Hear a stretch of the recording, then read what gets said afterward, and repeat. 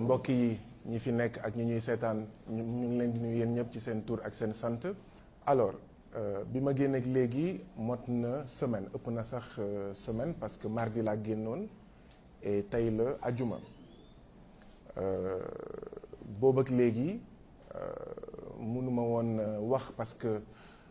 dama jàppoon dama xatoon loolu. beneen bi itam moo di ne amoon nañ jafe-jafe pour xool fan la ñuy commencer fan la ñuy defee suñu première intervention mais coronavirus ou pas am na wax yu bëri yoo xam ne bi ma nekkee kaso ñu ngi ko doon waxtaanee bi ma génnee kaso itam population bi tamit mu ngi ko doon waxtaanee am na sax ay polémique du ñàkk sax xëy na yéen ngeen ñëwaat ci question yooyu nga xam ne moo alimenté polémique yooyu. dafa am solo nag bu fekkee ay milliers ay junni ak ay junni citoyens moo xam Sénégal ak bitim réew ñoom ñoo mobilisé wu ba ginnaaw yàlla ñoom ñu génnee la kaso munoo génn ne patt ne doo wax ndax coronavirus wala leneen donc loolu xëy na moo taxoon wax bi c'était une obligation. waajtaay bi sax xëy na moo tax affaire yi xaw a yéex mais coronavirus ou pas fallait que ñu intervenir fallait que ñu communiquer fallait que ñu waxtaan ak sénégalais yi au moins pour leur dire merci gërëm leen sant leen ndaxte comme askanu Sénégal nu mu koy waxee lëg bu lekkee alom na ko gërëmee coy bu fekkee libre na population bi mobilisation yi moo ma libéré. C'était donc tout à fait normal bu ma génnee ma gërëm sant au moins askanu Sénégal ak itam tous les démocrates et progressistes à travers le monde. Deuxième question bi mooy donc bi ma génneeg léegi lan laa def bi ma génneeg léegi waxtaan naa ak samay mbokk ci xeex bi ñoom No Lank d'abord ak waa FRAPP ne leen man génn naa donc maa ngi à votre disposition bu dee am na loo xam ne war nañ ko def. ngeen wax ma ko maa ngi à votre disposition donc ñoom ñëpp ñu ne ñu ngi lay gërëm di la sant waaye bu ñu sañoon nga dem seeti say ñaari jabar mooy maanaam sama jabar ak sama doom bu jigéen yi nga xam ne ñu ngi à 400 kilomètres d'ici donc bi ñu ma waxee loolu noonu laa demee seeti donc sama jabar ak sama doom mais un jour et demi laa fa def. ma obligé donc ñëwaat Dakar pour waajal demu Ziguinchor bi après je crois que gis ngeen image yi dem naa Ziguinchor ñëwaat naa boobu ak léegi rencontré naa professeur Abdoulaye Bathily rencontré naa archevêque bu Dakar toog naa ak agent ex-Sotrac yi nga xam ne nguur gi amal na leen 14 milliards fay leen juróom ne ñoo lànk ñoom duñu leen fay 9 ñu leen dese donc am na sax lu ñuy waajal ak ñoom parce que loolu du dëgg du yoon jokkoon naa ak waa Africamer ndaxte ñoom itam ñu ngi ci ay jafe-jafe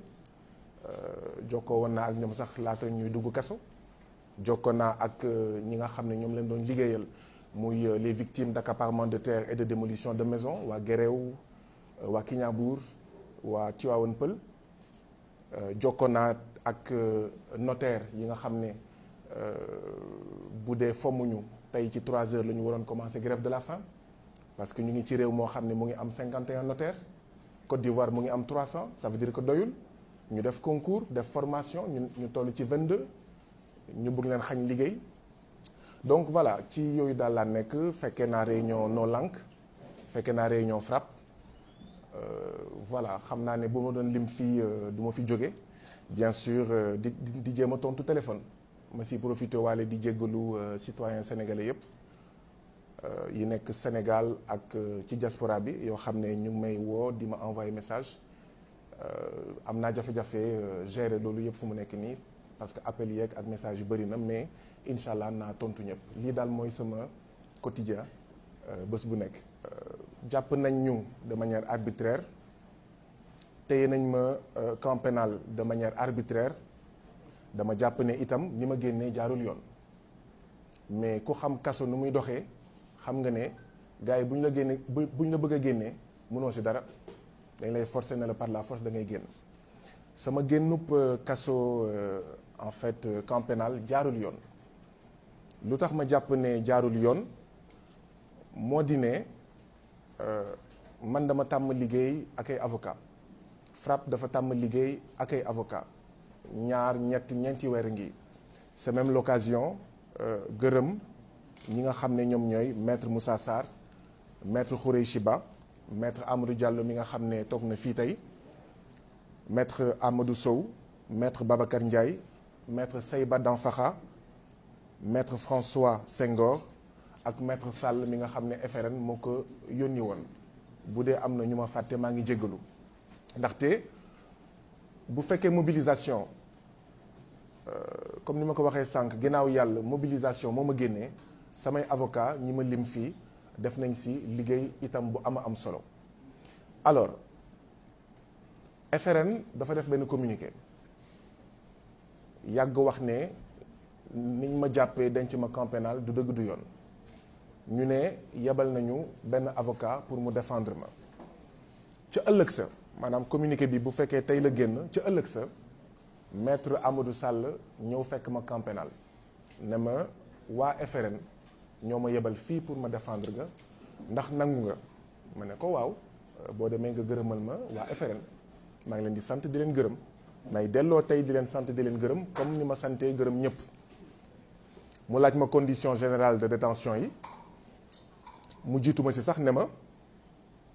déjà yow waroo nekk camp pénal parce que camp pénal c'est pour les condamnés te yow kenn jugé wu la ba lay condamné après ma expliqué ko yeneen 3 mois yoo xam ne mënuma wax ak sama jabar au téléphone mënuma wax ak sama doom téléphone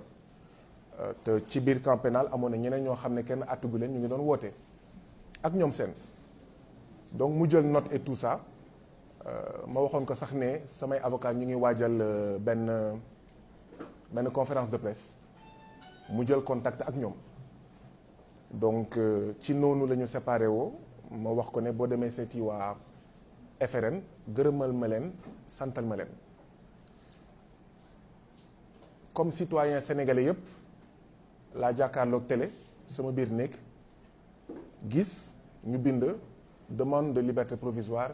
déposée pour Guy Marius Sagna depuis 4 ans FRAPP di liggéey ak ay avocats yu bëri ñun amul kenn koo xam ne mës na déposer demande de liberté provisoire te informé wuñu te tàgguwuñu muy benn kon ni ngeen ko gisee ci télé bi man noonu laa ko gisee ñaareel bi mooy pour ku jaar kaso mu am demande de liberté provisoire di ngeen gis ne mënuñu déposer demande de liberté provisoire te amul lu ñuy woowee élection de domicile ba pare ki nga xam ne moom mooy ñaan demande de liberté provisoire day signer demande bi bon prisonnier du signer mais day càpp baaraamam ci encrier bi mu apposé ko ci kayit bi waxtaan wax dëgg ci la tàgguwuñ ma yëgaluñ ma gisuma kenn ñëwul wan ma demande de liberté provisoire càppuma sama baaraam fenn woowuñu ma sax ba may càpp. amul protocole camp pénal sur votre dos. lii mooy la vérité léegi nag après sénégalais yëpp dinañ gis dinañ dégg dinañ interpréter maanaam ñun juróom-ñeent nit ñu jàppee jaarul yoon nit ñu téyee jaarul yoon man ni ma génnee jaarul yoon et pour la petite histoire maa ngi ko doon wax samay mbokk yëpp moo xam waa No Lank moo xam waa FRAPP dama leen ne tolloon naa foo xam ne maa ngi doon wax ne maître Moussa Sarr bu ñëwee sax di déposer demande de liberté provisoire dama koy naan bul déposer parce que ñett moo mën a génnee kaso demande de liberté provisoire bu ñu nangu ñaar ñu jugé ma ñu àtte ma ñett 6 mois yi jeex kenn woowu ma damay génn automatiquement alors tolloon naa foo xam ne dama waxoon même maître Moussa Sarr bu ñëwee sax naan ma day déposer dama naan ko déet ñoom ñoo ma fi dugal dinañ xam lu ñu may génnewee soit ñu àtte ma te waroon nañ ma àtte bu fekkee li ma def dafa grave te du dëgg du yoon soit ñu toog 6 mois Sénégalais yëpp gis ne niñ ma téye c'est arbitraire donc voilà ce qui s'est passé et li ci des yëpp ñun ñoo ko gisandoo voilà les faits maintenant nag l'interprétation est libre dama jàpp ne ñun ñi doon manifester le 29 novembre fi ñu demoon du palais présidentiel palais du gouverneur la ndaxte dañoo jàpp ne président Macky Sall du président de la République gouverneur de la France la gouverneur de l'impérialisme la maanaam daf fi toogal d'accord ay intérêts yoo xam ne du intérêt askanu Sénégal président de la République Macky Sall malheureusement défendrul askanu Sénégal donc palais présidentiel malheureusement avec le président Macky Sall nekkul palais présidentiel palais préfecture la wala gouvernance la bu la neexee ndaxte xëy na waxtaan bi dinañu ko may foo jël suñu budget contrôlé wuñu ko FMI ak Banque mondiale ñoo ñuy wax suñu budget nañ koy doxalee seen payoor warul dépasser lii et cetera gis nga ni grande surface yi duggee fii di sonnal suñu ay commerçants gis nga itam ni fi base militaire française nekkee ñu ngi wax sax ne waa États-Unis bëgg nañ fi am base militaire ñun ñu ngi naan déet base militaire na fi jóge ñu naan bu États-Unis daf fi nar a maanaam taxaw gis nga franc CFA et cetera donc ñun fi ñu demoon man dama jàpp ne gouvernance la préfecture la bu la neexee sax nga ne sous-préfecture en fait de l'impérialisme et donc may profité ci occasion bi di wax ne dégg naa lu nekk bi ma nekkee kaso mais c'est important de rétablir les faits ñun dañoo déposer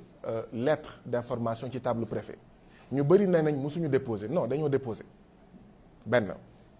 ñaareel bi ñu déposer ne préfet dañuy def marche obélisque RTS préfet wooñu ndaje ñu dem mu ne ñu bu ngeen tànnoon feneen ma may leen ko waaye fii moom mënuma leen ko may ñu ne ko kon comme ñun courant yokkute bi la ñuy xeex may ñu manifester ci kanamu agence nationale Sénélec donc ñun dañoo ubbeeku woon ci waxtaan mais préfet lànk ne moom mënuñu bàyyi ñu manifester devant Sénélec ñu ne ko kon ñun itam constitution moo ñu may ñu manifester def nañ la benn proposition bañ nga donc ñun dinañ continuer suñu manifestation donc mbir mi noonu la demee samay liberté provisoire jotewul dara ak liñ ma jàpp nekkuma woon liberté conditionnelle ak nekkuma woon sursis musuñu ma àtte ba may nekk ci sursis yooyu yëpp dégg naa ko ci wax ji muy ay wax yoo xam ne amul fenn musuñu ma àtte ba ma nekk ci sursis ba ñu war ma mën a téye nekkuma woon liberté conditionnelle déposé nañ lettre d'information alors sa laaj bu njëkk bi man sama position moo nekkoon feeñal naa ko sànq dama dem ba toll foo xam ne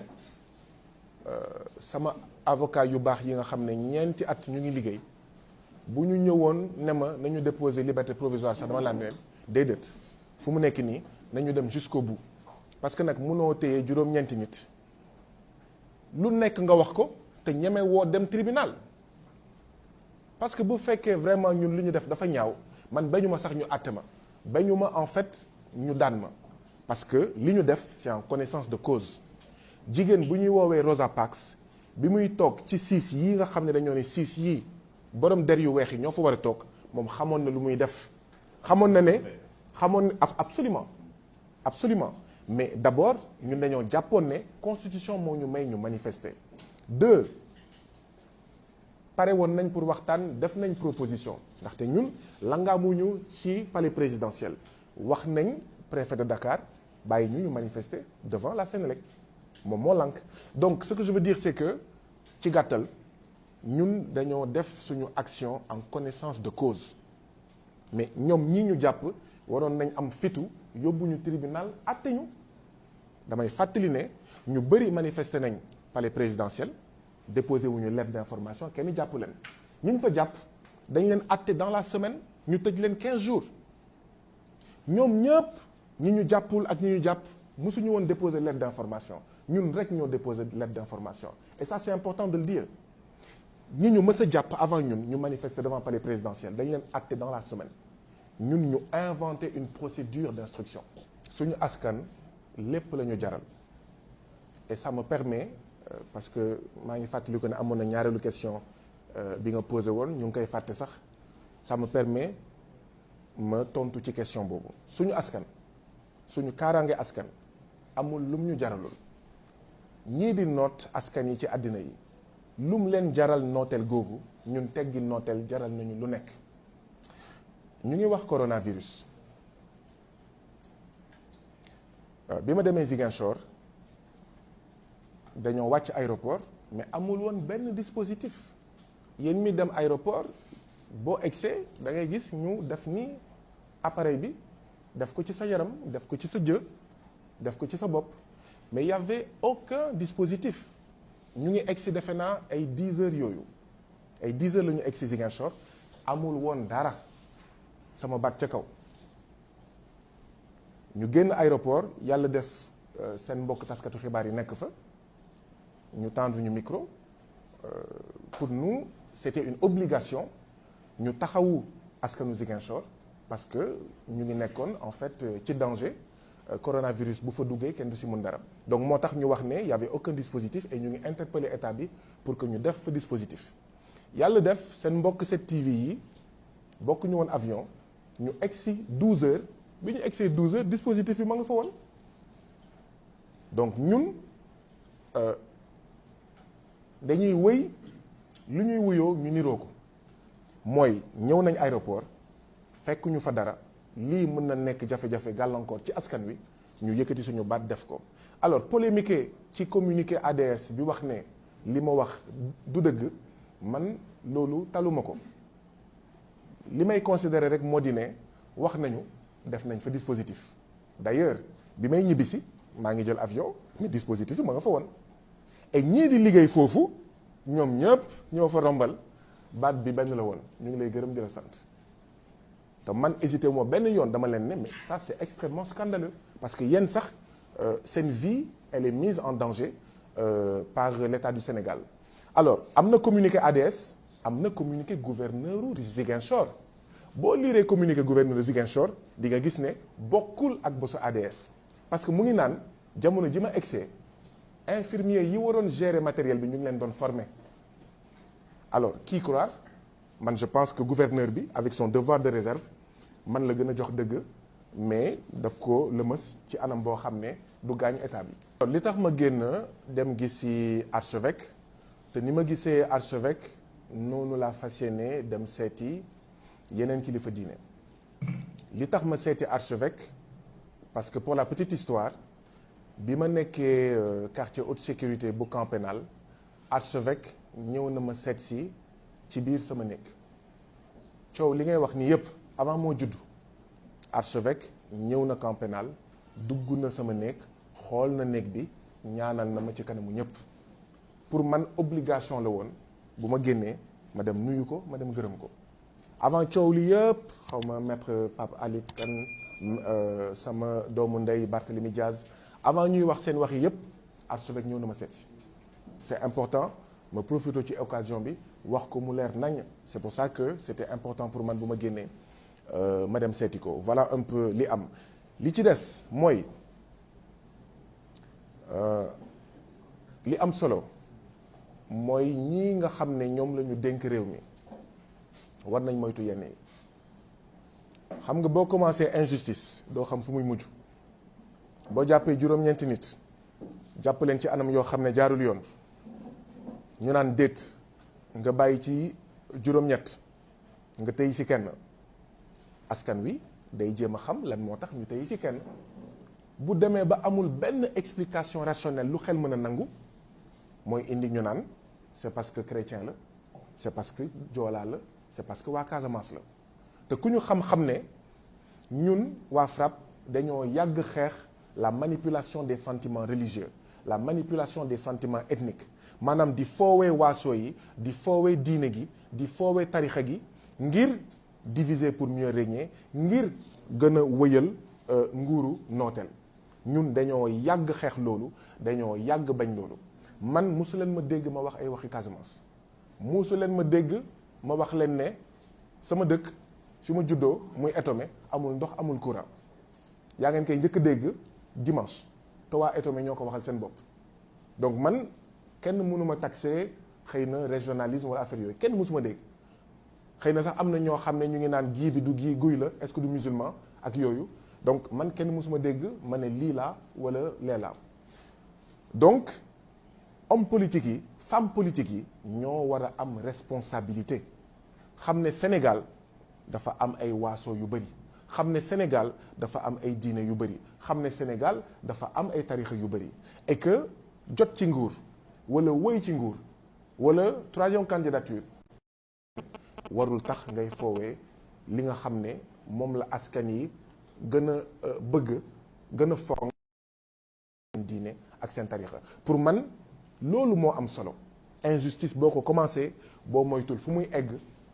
dina doy waar dina indi jafe-jafe ci diggante ay waaso ak ay tarixa te xëy na injustice bi moo ko waraloon pour man lii mooy jàngat bi nga xam ne moom la ñu war a def ci affaire boobu. may profité nag di gërëm samay doomu ndey yëpp di gërëm sama doomu ndey Barthélémy Diaz mi nga xam ne même avant ñu ñuy jàpp ñu ngi waroon ànd dem seeti papam malheureusement liñ ma jàpp moo tax demuñu seeti suñu pape Jean-Paul Diaz. Première question bi mooy prison régulièrement. ok alors pour man jafe-jafe bi du Guy Marius jafe-jafe bi mooy président Macky Sall ñu mu àndal ñoo xam ne foo bëgg manifester ñu interdire la yow ñun mënuñu nangu suñu ay concitoyens muy waa PCC yi ñu amal leen 14 mois de salaire justice jël ay dogal jël décision ne Sonatel fayal bëgguñu fay état bi toog di xool complice ñu déposer lettre ne dañuy manifester devant Sonatel ñu ne du ngeen ko fi jooyee maanaam dinañ leen toroxal waaye du ngeen ko fi jooyee donc jàpp nañ ñu ndax loolu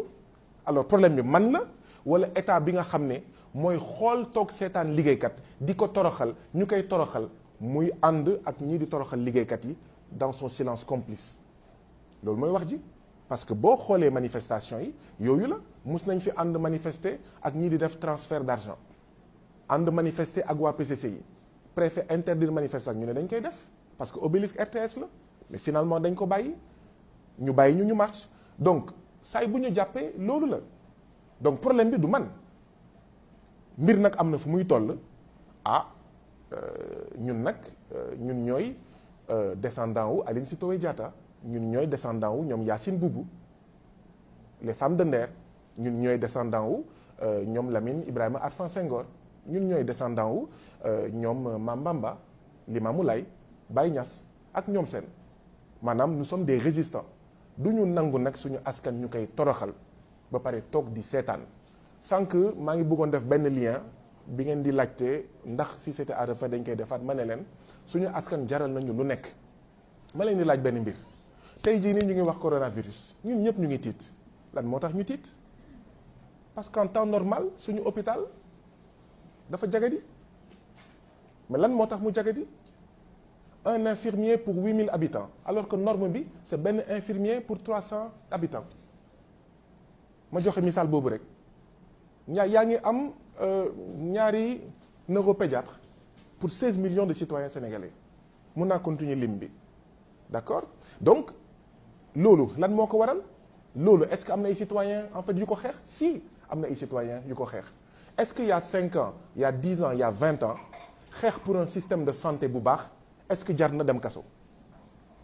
est-ce que jar na dem kaso tey jii bi ñu ngi tiit xëy na man c'est la dernière fois ngeen may gis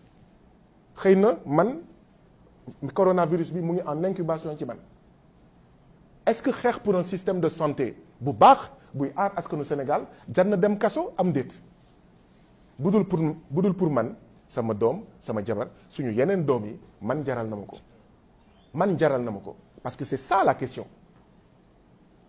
d'accord donc nit nag da ngay xam li nga bëgg ñii mënuñu bëgg a omelette nen bi yow nga ne déedéet bëggoo omelette da nga bëgg nen bi nekk cuuc bi nekk ginaar bi di nen donc intérêt yooyu bokkul ñii nag jaral na leen lu nekk pour sàmm seen njëriñ ñun ñii nga xam ne amuñu passeport amuñu 2 nationalités waaw fii la ñuy fajoo on a intérêt à ce que ñu xeex d'accord c'est comme si nga ne ma est-ce que sénégalais yi jaroon na ñu lay mettre au frigo sur le plan professionnel parce que yéen ñëpp xam ngeen li xewoon hôpital régional bu Sédhiou ñuy sàcc alalu hôpital bi ma bind Eva Marie Coll Seck ne ko ñu ngi fi teg ñu ngi détourner xaalisu hôpital bi mais suñu hôpitaux yëpp loolu mooy jàngoro bi bu ñu amul ay hôpitaux yu bees coronavirus même bu rombee dina am beneen coronavirus dina am yeneen jàngoro et donc oui suñu tedd nga askan war nañu jaral lu nekk message boobu dama bëgg mu leer naññ. léegi nag demain lan lañu nar a def je ne sais pas barki Dembo Ndiaye la suñu mbokk Karim Xrum Xax feebar ñu évacuer ko ñaata nit ñoo fii feebar kenn mu leen faj fii. est-ce que loolu jar na ñu dem palais est-ce que loolu jar na ñu dem ministère de la santé est-ce que loolu jar na ñu xeex fexe ba ñu soppi mbir mi waaw jar na ko je pense que askanu Sénégal mérité na sax lu ko ëpp.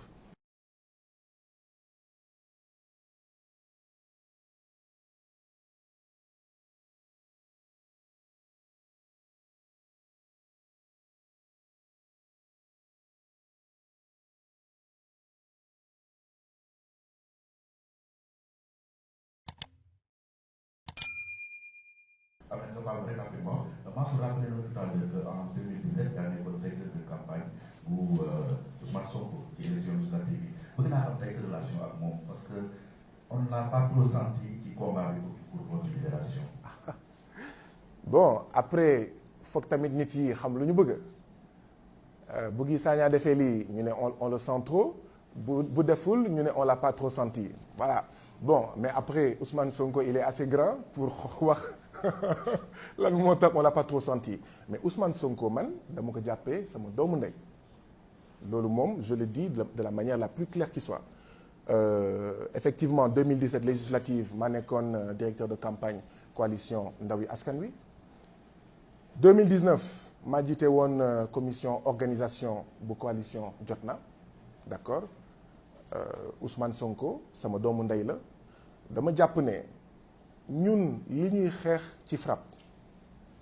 muy France génnee loxoom ci suñu mbirum koppar ñu am suñu moomeelu bopp ci suñu wàllu koppar yi moo tax ñu ne pour la souveraineté monétaire France dégage moom suñu bopp ci fànn yépp ci wàllu kaaraange armée étrangère yi nañu génn suñu budget nañ ko contrôler suñu bopp FMI ak Banque mondiale nañ ci génn ba làkk yi ñuy waxee ci école d'accord mu nekk làkk réew mi ak ñoom seen dama jàpp ne xeex boobu ñuy xeex pour Afrique moom boppam pour Afrique nekk benn Ousmane Sonko en tout cas ba tey moo ci gën a dogu ñun nag nekkuñu ay dof yoo xam ne dañuy jàpp 365 jours sur 365 ba su élection jot ñu ne pat ah déedéet dañuy xool ñan ñoo bëgg a wëyal franc CFA ak ñan ñoo bëggul wëyal franc CFA ñan ñoo sañ a wax ci franc CFA ak ñan ñooy ne patt ci franc CFA ñan ñooy wax ci ZLECAf ak ñu dul wax ci ZLECAf ñan ñoo sañ a dut baaraam armée française ak ñu ko sañul wax ñun dañoo bëgg a soppi mbir mi waaye ñun FRAPP ni ñu koy soppee mooy dañoo jàpp ne foog ñu wax askan wi ne lii baaxul lii baaxul lii baaxul ba su élection nag bu jotee man am naa sañ-sañ Guy Marius Sagna pas FRAPP parce que FRAPP c'est un mouvement citoyen d'accord anti-impérialiste panafricain social de masse donc FRAPP mënul joxe consigne de vote loolu du cëram FRAPP ñu bëri ñu ngi ci ñenn ñi defuñu politique ñenn ñi bokk nañ ay parti politique waaye man am naa sañ-sañ en âme et conscience xool ne man li may franc CFA bi may xeexkat armée française bi may xeexkat FMI ak Banque mondiale bi nga xam ne moo ngànk suñu budget ah am na benn candidat boo xam ne moom moo gën a dogu ci mbir mi et en 2017 dama jàppoon ne Ousmane Sonko la woon et aw rëccuwuma dara ci ni ma bokkee ci ñi nga xam ne ñoo def Ousmane Sonko tête de liste ba mu nekk député rëccuwuma ko fenn ndaxte taxawaayu député bu modèle la voilà donc loolu laa sekk ak Ousmane Sonko. D'accord, merci à Guy. Le protocole me signale qu'il ne nous reste que 20 minutes, malheureusement. Donc nous sommes obligés de donner la parole à la presse écrite. D'accord. waaw ñu leen di wax ne bu leen fàtte abonné wu ci seen chaîne YouTube Bour TV wala chaîne Twitter Bour Guédé ci Instagram bi aussi nous sommes là-bas avec Bour Guédé Bour TV.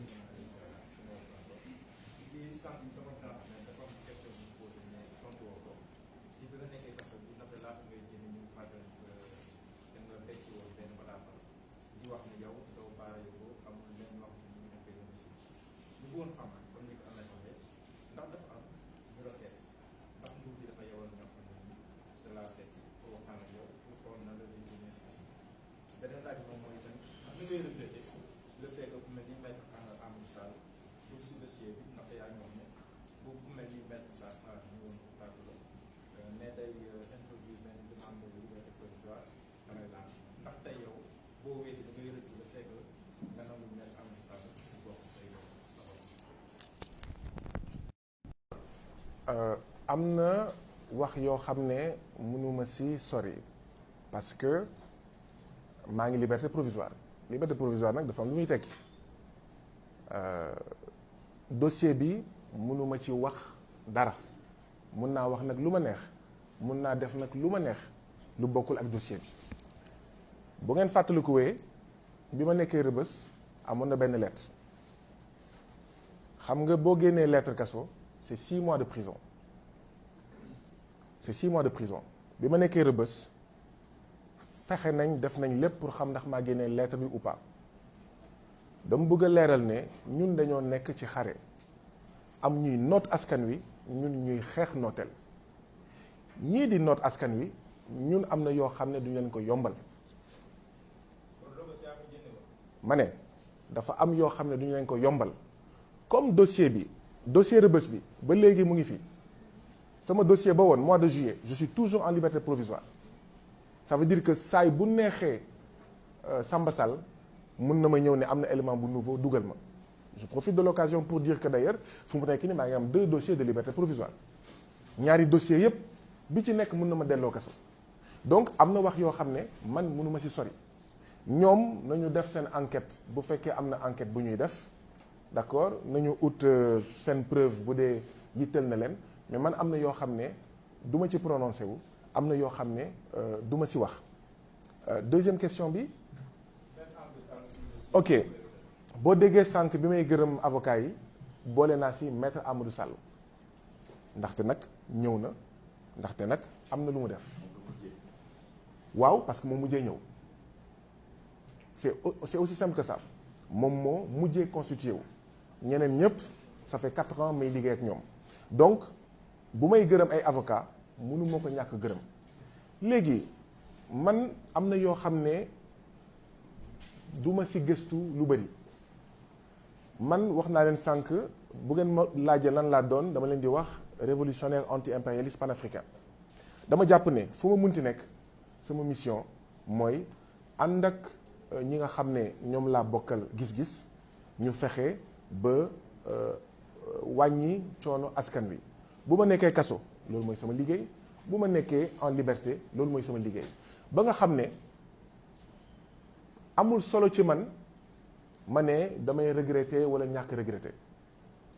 maa ngi nii je suis en liberté damay continuer sama xeex ànd ak waa FRAPP ànd ak ñeneen continuer sama mission mooy ànd ak askanu Sénégal ànd ak ñi nga xam ne dañoo torox donc je me pose pas trop la question de savoir est-ce que je regrette ou pas pour man c'est pas ça le plus important mais lenn moom waxati naa ko te loolu mënu ma ko ñàkk wax mooy niñ ma jàppee c'est arbitraire niñ ma téyee c'est arbitraire niñ ma bàyyee c'est arbitraire jaarul yoon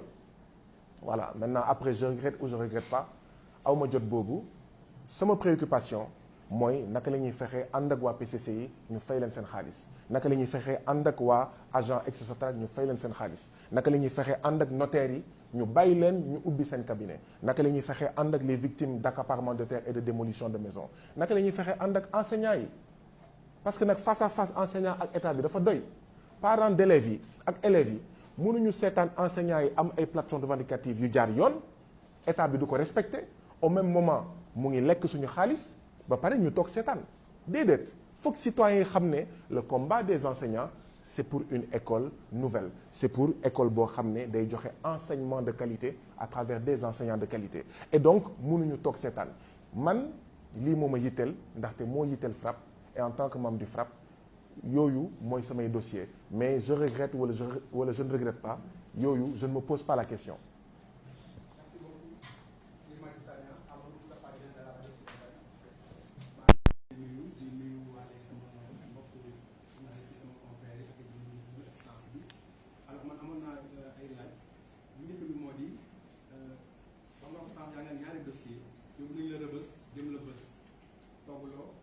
ñu yóbbu la campagnat jëm la pénaliser rek ba léegi jàpp nañu ne yaa ngi ci biir xeex yaa ngi naan fu mu nekk nii da nga jàpp arbitraire bàyyi la.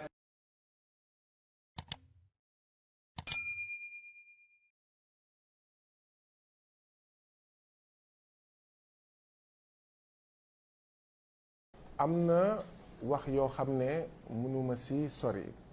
parce que maa ngi liberté provisoire nag dafa am lu muy tekki dossier bi mënuma ci wax dara mun naa wax nag lu ma neex mun naa def nag lu ma neex lu bokkul ak dossier bi bu ngeen fàttalikuwee bi ma nekkee Rëbës amoon na benn lettre xam nga boo génnee lettre kaso c'est 6 mois de prison bi ma nekkee Rëbës fexe nañ def nañ lépp pour xam ndax maa génnee lettre bi ou pas dama bëgg a leeral ne ñun dañoo nekk ci xare am ñuy noot askan wi ñun ñuy xeex nooteel ñii di noot askan wi ñun am na yoo xam ne duñ leen ko yombal ma ne dafa am yoo xam ne duñu leen ko yombal comme dossier Rëbës bi ba léegi mu ngi fi sama dossier ba woon mois de juillet je suis toujours en liberté provisoire ça veut dire que saay bu neexee Samba Sall mun na ma ñëw ne am na élément bu nouveau dugal ma je profite de l'occasion pour dire que d'ailleurs fu mu nekk ni maa ngi am 2 dossiers de liberté provisoire ñaari dossiers yépp bi ci nekk mun na ma delloo kaso donc am na wax yoo xam ne man mënuma ci sori ñoom nañu def seen enquête bu fekkee am na enquête bu ñuy def d'accord nañu ut seen preuve bu dee yitteel na leen mais man am na yoo xam ne du ma ci prononcé wu am na yoo xam ne du ma ci wax deuxième question bi ok boo déggee sànq bi may gërëm avocat yi boole naa ci maître Amadou Sall ndaxte nag ñëw na ndaxte nag am na lu mu def waaw parce que moom mujjee ñëw c'est aussi simple que ça moom moo mujjee constitué wu ñeneen ñëpp ça fait 4 ans may liggéey ak ñoom donc bu may gërëm ay avocat mënu moo ko ñàkk gërëm léegi man am na yoo xam ne du ma ci gëstu lu bari man wax naa leen sànq bu ngeen ma laajee lan laa doon dama leen di wax révolutionnaire anti-impérialiste panafricain dama jàpp ne fu ma munti nekk sama mission mooy ànd ak ñi nga xam ne ñoom laa bokkal gis-gis ñu fexe ba wàññi coono askan wi bu ma nekkee kaso loolu mooy sama liggéey bu ma nekkee en liberté loolu mooy sama liggéey ba nga xam ne amul solo ci man ma ne damay regretter wala ñàkk regretter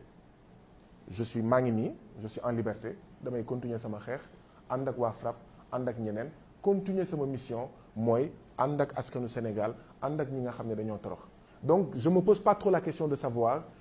est-ce que je regrette ou pas pour man c'est pas ça le plus important mais lenn moom waxati naa ko te loolu mënu ma ko ñàkk wax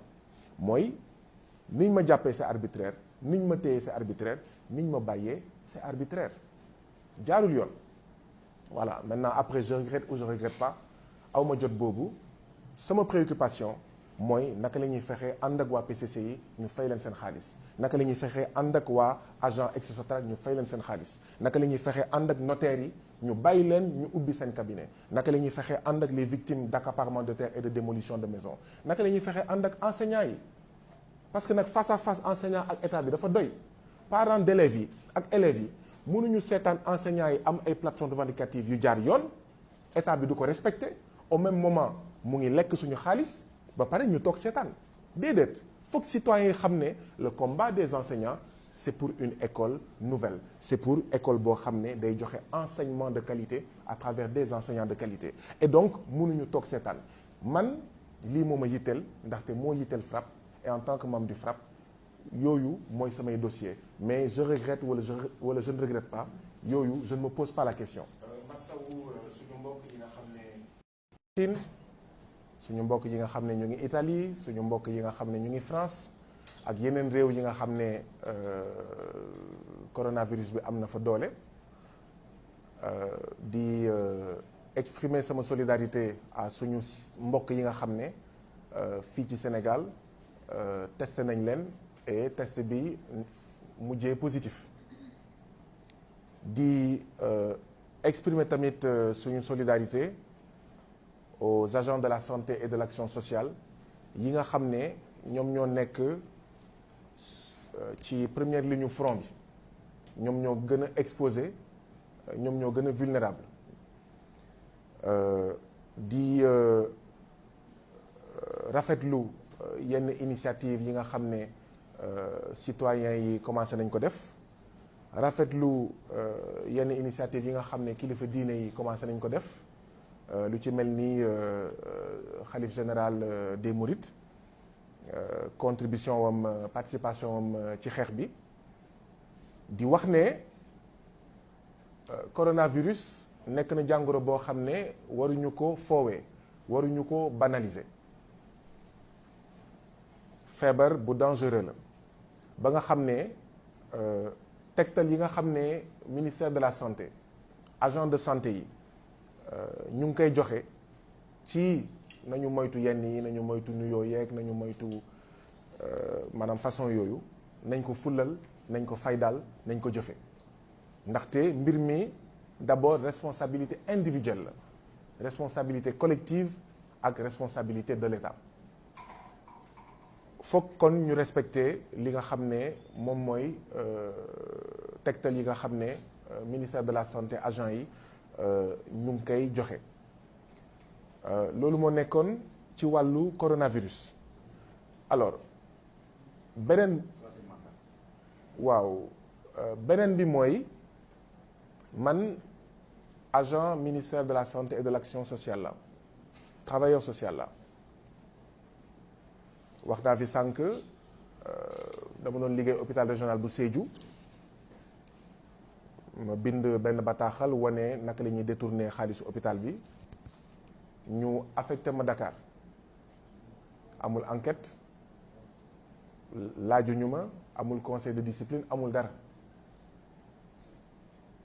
te man li ma wax les faits m'ont donné raison parce que kenn ci ñi nga xam ne ñoo doon luubal xaalisu Sédhiou affecté nañ ko ci beneen hôpital boobu am problème yu métti dañ ko affecté li mu njëkk a def mooy ay avantage am ci beneen hôpital bi mu yokk ko donc ça veut dire que suñu hôpitaux yi war nañ ko xoolaat war nañ xoolaat réforme hospitalière de 1998 parce que réforme hospitalière boobu bi nga xam ne FMI ak Banque mondiale moo ñu ko imposé 1998 li ko taxoon jóg mooy ñu transformer hôpitaux yi de service public à entreprise privée bu ngeen gisee ñu naan waaw hôpital boo amul xaalis da ngay dee c'est normal parce que 1998 la ñu adopté benn loi boo xam ne Fonds monétaire international ak Banque mondiale moo ñu ko imposé mais mënatu leen def seen hôpitaux yi nii da ngeen ko def une entreprise privée donc affaire yi fa la jógee moo tax ñun bu ñuy wax FMI ak Banque mondiale nañu génn ci suñu mbiru budget dafa am fu ñu ko teg alors ñu génne ma ci hôpitaux yi déjà hôpitaux yi dañoo soxla nit man dañ ma génnee ci hôpitaux yi ñu ngi ma affecté ci centre de promotion et de réinsertion sociale bu Fass Delorme bâtiment boobu boo fa demee da ngay naan fii naka lañ fi mënee fii ginaar sax waruñu ko fi dugal ba fi dugal nit agent état urbanisme ñoo ñëw ne fii bâtiment bi léegi mu daanu bâtiment bi amul ndox amul courant boo buggee tuur ndox amul fooy tuuree ndox bi agent yi ñëwee ak loolu yëpp ne bâtiment bi nit waru fi nekk man ci laa leen ne jël leen seen responsabilité mais li am mooy bon malheureusement man Guy Marius Sagna laa tudd état du Sénégal mu may toog di seetaan maanaam awma bërëb bu ma liggéeyee bind naa Eva Marie Coll Seck wax ko loolu bind naa Abdoulaye Diouf Sarr biñ ko tabbee ministre wax ko boo duggee ci moteur de recherche di nga gis ay kayit yu bëri yoo xam man maa ko bind pour ñaawlu loolu même pas à cause de moi parce que bu ñu ma ko defee man ça veut dire que ñu ngi koy def ñeneen dans l'anonymat ñu ngi koy def ñeneen te loolu du dëgg du yoon oui ñu ngi may fay muy loo xam ne c'est incroyable muy loo xam ne jekkul ndaxte seen noonante ak man dem na ba mu jaral leen ñu may fay par weer ba pare di ma toog di ma seetaan parce que c'est pas de ma faute parce que bind naa ñi ma war a bind ñëpp kaas naa fi ma war a kaas yëpp donc ce n'est pas de ma faute d'accord man dama def concours des formations école nationale de développement sanitaire et social génn avec un diplôme d'état état du Sénégal recrutement d'accord en tant que citoyen ma ne leen fii ñu ngi lekk xaalis bu dul dëgg nañ ma yóbbu conseil de discipline defuñu ko parce que dañ doon lekk xaalis munoo collecter xaalisu hôpital bi pendant 10 jours te versé woo ko ci compte hôpital bi munoo toog hôpital boo xam ne ñoo ne hôpital personnel qualifié moo fa war a nekk président conseil d'administration président conseil régional ba woon ca Sédhiou di jël doomam muy matron ñu koy dugal hôpital or hôpital ku xam hôpital matron waru fa nekk l'accouchement doit être un accouchement assisté par un personnel mais qualifié sage-femme gynécologue voilà mais pas matron yooyu moo amoon hôpital Sédhiou yooyu laa dénoncé loolu moo tax ñu met maanaam man avancé wu ma c'est vrai que ñu ngi may fay waaye man avancé wu ma bokkuma ci dara mais ce n'est pas de ma faute donc man dama jàpp ne mënuñu ma reprocher dara état bi par contre ah oui ça c'est extrêmement grave parce que Guy Marius Sagna est un révolutionnaire anti-impérialiste mu jaral la loolu loolu mooy ñaareelu question bi beneen question bi waaw troisième candidature parce que man dama mbokk ci ñi nga xam ne dañoo jàpp ne troisième mandat du am troisième candidature la bëgg li ma ci wax mooy temps yële daal président Macky Sall mu ngi doon tukki lu bëri bu yóbboo mu tàggatoo ndaxte fii du fi nekk troisième candidat du ñu nangu mu nekk fi troisième mu poser troisième candidature lu ñu bañaloon suñu maam Ablaye Wade mënuñu ko nangul moom loolu il faut que ça soit clair et net mu ngi ci deuxième et dernier mandat mënul nekk candidat ñun duñ ko fi seetaan mu nekk candidat loolu foog mu leer ci bopp président Macky Sall ak ñu àndal ñaanuñu yàlla ñu toog 26 ans pour yeewi askanu Sénégal pour tinki Sénégal mais li am solo mooy ci pétrole bi ak gaz bi am na yoo xam ne aar li nu bokk bu amul woon du am même bu fekkee après jëfin wi résultat yi dëppoowul ak ñun lu ñu doon xaar enquête yeeg xaw ma appel à témoins yeeg yooyu mënuloon am bu fekkee aar li nu bokk amul beneen bi mooy wóor na ma ne que président Macky Sall ak ñu àndal ñu ngi bàyyi xel bu baax a baax ci citoyens sénégalais yi ci anam yi nga xam ne noonu lay saytuwee pétrole ak gaz bi te loolu dafa am solo citoyens sénégalais yi nga xam ne xamuñu woon dara ci suñu pétrole ak gaz yëngu-yëngu aar li nu bokk tax na ba ñu gën a xam situation bi gën a xam li nga xam ne mooy seen ak seen yelleef léegi nag mbiru askan moo demee noonu bul yaakaar ne saa yi boo jógee mbir mi dina sotti man pour man mbir mi nañ ko seetee feneen xam ñun ay manifestation ak yooyu ñun gënaluñu démocratie Sénégal bu bindoo woon ci yenn anam yi ñun duñu soxla manifester loolu moo tax d'ailleurs en plus de souveraineté économique bi FRAPP di xeex souveraineté démocratique bokk na ci li FRAPP di xeex souveraineté démocratique mooy lan mais suñu démocratie war na toll foo xam ne dañuy dugal ci charte réew mi li ñuy woowee veto populaire ne bu amee nangamu lim ci citoyens sénégalais yi d'accord même président Macky Sall bu bëggee signer APE wala jël suñu pétrole jox ko sàngam veto populaire ndaxte nag askan wi moom mooy buur askan wi moom mbir mi moom moo war a buum di buum mi président Macky Sall député yi conseillers départementaux yi ak municipaux yi ay surga lañu mais surga yoo xam ne dañoo xamul seen bopp dañoo jàppee seen bopp buur ak buur mooy askan donc pour man nañu jàpp ne xeex bi dafa war a continuer boo gisee li mu citoyens sénégalais yi mobilisé wu ñetti weer yi passé war nga jàpp ne yaakaar tasul ci ne bësoog bés weerook weer atook at li mu citoyens sénégalais yi nga xam ne mbir mi mu ngi gën di leer ci seen bopp ak ci seen gët mu ngi gën di bëri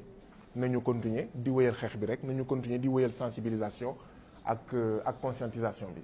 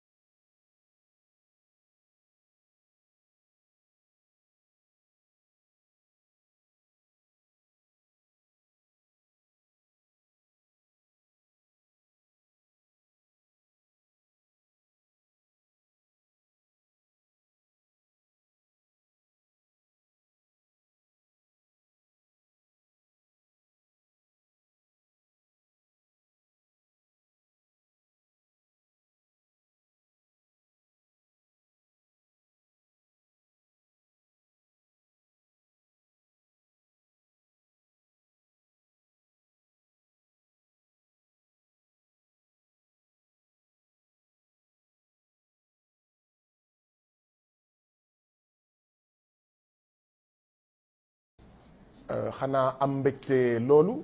mu nekkaat occasion gërëmaat ñëpp sant ñëpp ndaxte tey jii nii bu ma mënee gis sama pap Ziguinchor mën ko dégg bés bu nekk ginnaaw yàlla mobilisation populaire au Sénégal et ailleurs moo taxoon ma doon wax ne yéen ñii toog fii yéen ñii di ñu seetaan yéen a fomp sama rongañu bàyyi bi nga xam ne président Macky Sall moo ko jooyloo